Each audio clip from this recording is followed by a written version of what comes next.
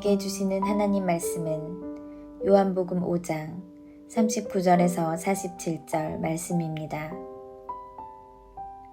너희가 성경에서 영생을 얻는 줄 생각하고 성경을 연구하거니와 이 성경이 곧 내게 대하여 증언하는 것이니라.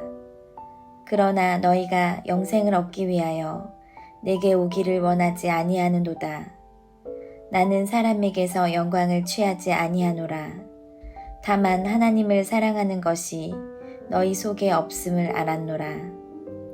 나는 내 아버지의 이름으로 왔음에 너희가 영접하지 아니하나 만일 다른 사람이 자기 이름으로 오면 영접하리라. 너희가 서로 영광을 취하고 유일하신 하나님께로부터 오는 영광은 구하지 아니하니 어찌 나를 믿을 수 있느냐.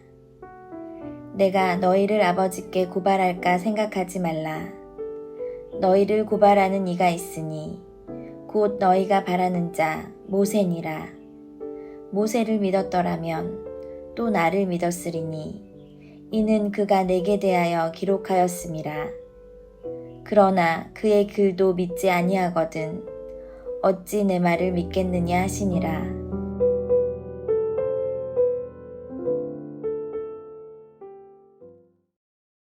신약 성경과 구약 성경의 관계는 신약학에서 중요하게 다루는 주제입니다. 특별히 오늘 본문 요한복음 5장 39절은 매우 중요한 구절입니다.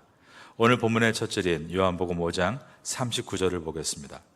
너희가 성경에서 영생을 얻는 줄 생각하고 성경을 연구하거니와 이 성경이 곧 내게 대하여 증언하는 것이니라. 너희가, 여기서 너희는 유대인들이 연구하고 있는 구약 성경에 대한 이야기입니다. 유대인들은 구약 성경을 매우 깊게 연구했습니다. 예수님은 그러한 유대인들의 성경을 연구하는 것 자체를 문제 삼으시는 것이 아닙니다. 그들이 영생을 얻기 위해 깊이 성경을 연구한 것은 분명합니다. 그런데 예수님께서 그들에게 문제를 제기하시는 것은 성경을 자세히 살폈음에도 불구하고 성경이 증언하고 있는 예수님을 그들이 거부한 것에 있습니다. 40절입니다. 그러나 너희가 영생을 얻기 위하여 내게 오기를 원하지 아니하는도다. 구약 성경의 모든 내용은 예수님을 증언합니다. 그러므로 구약 성경을 연구하는 유대인들이 실제로 영생을 얻기 위해서는 구약 성경이 가리키고 있는 예수님을 그들이 받아들여야 합니다. 그러나 유대인들은 예수님께 가기를 거부했습니다. 그러나 너희가 영생을 얻기 위하여 내게 오기를 원하지 아니하는도다.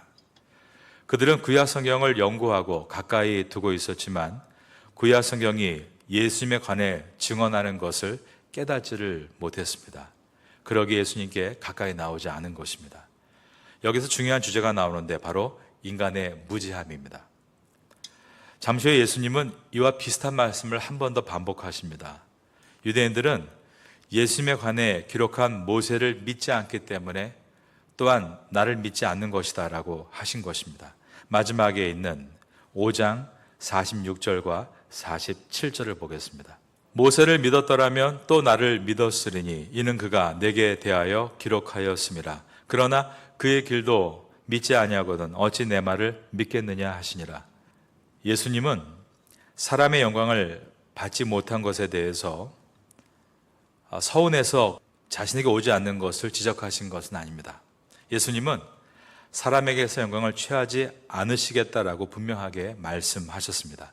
41절입니다.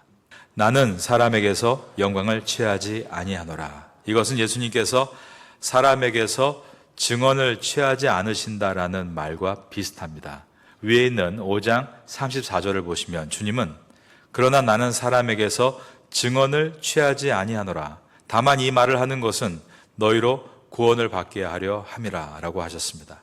예수님은 사람에게서 증언을 받을 필요가 없으시고 사람에게서 영광을 받을 필요도 없으십니다. 예수님께서 오직 영광을 받으실 분은 성부 하나님이시다 라고 하셨습니다. 요한복음 8장 54절에 들어있는 말씀입니다. 예수께서 대답하시되 내가 내게 영광을 돌리면 내 영광이 아무것도 아니거니와 내게 영광을 돌리시는 이는 내 아버지시니 곧 너희가 너희 하나님이라 칭하는 그이시니라. 이처럼 예수님은 하나님으로부터 영광을 받으십니다. 그러나 사람에게 받는 영광을 무조건 거부하신 것은 아닙니다. 예수님은 마지막 겟세마네 동산에서 기도하실 때 제자들을 통해 영광을 받으셨다라고 말씀하셨습니다. 요한복음 17장 10절에 들어있는 말씀인데, 내 것은 다 아버지의 것이요 아버지의 것은 다 내 것이온데 내가 그들로 말미암아 영광을 받았나이다 기도하셨습니다. 요한복음은 오늘 본문 앞에 예수님의 증언에 대해서 요한의 증언보다 더 큰 아버지의 증언이 있다라고 기록한 다음에 이어서 예수님의 영광에 대해서 사람의 영광보다 더 큰 하나님의 영광이 있다라고 기록합니다. 이 내용의 요점은 예수님의 관심은 자신에 대한 증언이나 자신을 높이는 것에 있지 않고 사람들이 예수님을 구주로 알아, 그분을 믿어 영생을 얻는 것이다 라고 하시는 것입니다. 그런데 인간의 무지로 인해 예수님을 구주로 알아보지 못하고 그 결과 영생을 얻는 길을 발견하지 못했습니다. 이처럼 유대인과 종교 지도자들의 문제는 첫 번째가 하나님에 대한 무지함입니다. 그런데 그들의 문제는 이렇게 성경을 모르는 무지함에서 그치는 것이 아니라 더 중요한 것이 있는데, 그들이 하나님을 사랑하지 않았다는 데 있습니다. 5장 42절입니다. 다만 하나님을 사랑하는 것이 너희 속에 없음을 알아노라. 하나님을 사랑하는 것, 이것은 두 가지의 해석이 가능한데, 첫 번째가 하나님을 향한 사랑이라는 목적격과 하나님이 하시는 사랑이다라는 주격입니다. 하나님을 향한 사랑에 관심이 없고 하나님이 주시는 사랑에도 관심이 없다라는 뜻입니다. 그러면 유대인과 종교 지도자들은 무엇에 관심을 가지고 있었을까요?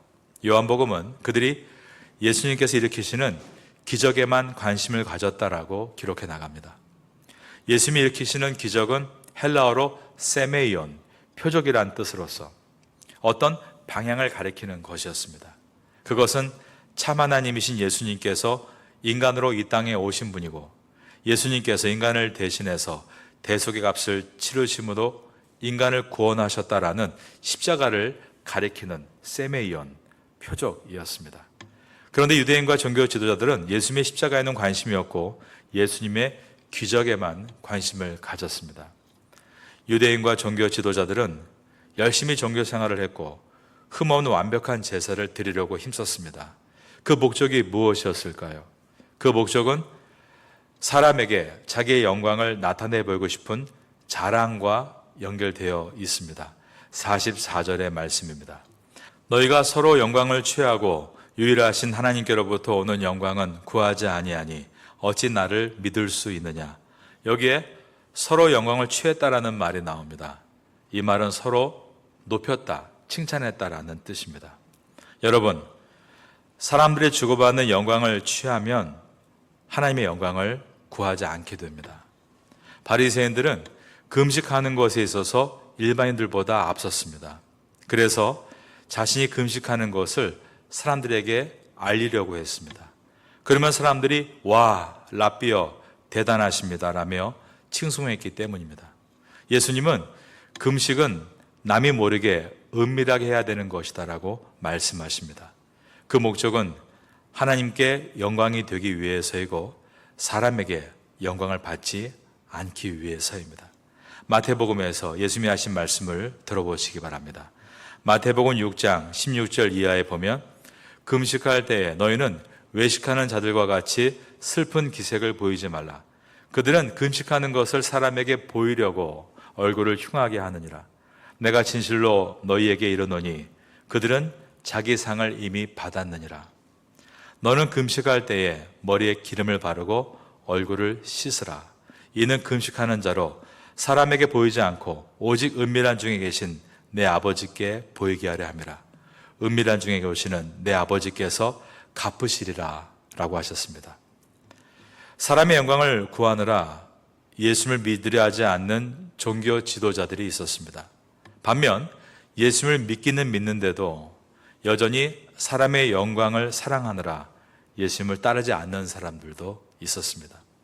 복음전도자 D.L. 무디는 그리스도인을 세 가지의 부류로 나누었습니다. 첫째는 하나님이 무서워서 지옥 가는 것이 두려워서 섬기는 노예와 같은 사람이 있고, 둘째는 삭슬 받기 위해 하나님을 섬기는 피고용인 같은 사람이 있으며, 셋째는 그 사랑에 감동을 받고 그분을 사랑하며 섬기는 아들 같은 존재가 있다라고 했습니다. 우리 주변에 교회를 다니는 사람들이 어떻게 전도하나 들어보면 이렇게 말하는 사람이 있습니다. 그래, 천국이 없지, 하나님은 없어, 맞장구를 쳐주다가 그래도 죽은 뒤에 그때 만일 천국이 있으면 어떻게 하겠느냐라며 보험 삼아 믿어보라, 이렇게 전도하는 사람이 있습니다. 예수님 믿으면 복 받아서 집안의 모든 일이 다 잘 풀리고 부자가 된다라며 성공과 번영을 가지고 전도하는 사람도 있습니다. 그러나 온전한 믿음이란 자신에게 무엇이 채워질지를 계산하는 태도에서 나오는 것이 아니라 오직 그분을 만났을 때 그분의 사랑에 감격하여 나에게 가지고 있는 것을 그분의 발에 부어드리는 것이라고 성경은 말씀하고 있습니다. 예수님은 성경 지식도 많고 종교적 열심도 대단한 유대 종교 지도자들이 참된 메시아이신 예수 그리스도를 영접하지 않는 이유를 간파하셨습니다. 그것은 하나님을 진정으로 사랑하지 않기 때문이다라고 말씀하신 것입니다. 우리가 알듯 베드로는 모두가 주를 버릴지라도 나는 결코 버리지 않겠습니다라고 확신했던 사람입니다. 하지만 그는 결국 예수님을 부인하고 저주까지 했습니다. 그런데 부활하신 예수님은 베드로에게 내가 다시는 부인하지 말아라, 이제 나를 메시아로 확실히 믿느냐라고 물은 것이 아니라 예수님은 베드로에게 내가 나를 사랑하느냐라고 물으셨습니다.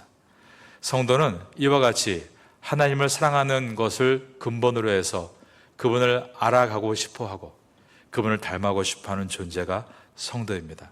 참된 믿음은 하나님의 사랑을 체험하는 것에서부터 시작이 되는 것입니다. 사랑에서도 요한이 기록한 요한복음은 그 사랑의 진수라고 말할 수 있습니다. 이번에 요한복음을 전하면서 그 사랑을 경험할 수 있는 성도가 될 수 있기를 예수님의 이름으로 축원합니다.